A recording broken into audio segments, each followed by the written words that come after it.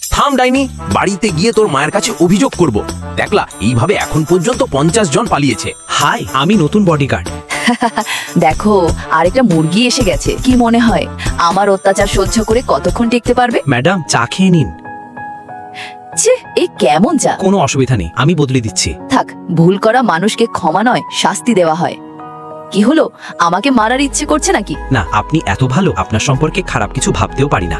শালা, তোমার চালাকি নিজের কাছেই রাখো। ম্যাডাম, ঠান্ডা লাগতে পারে, স্নিকার্স পরে নিন। যাও, আমাকে বিরক্ত করো না। ঠিক আছে, আপনি যা বলবেন তাই, কিন্তু নিজের খেয়াল রাখাও শেখা উচিত। সবসময় আমি তো থাকতে পারবো না।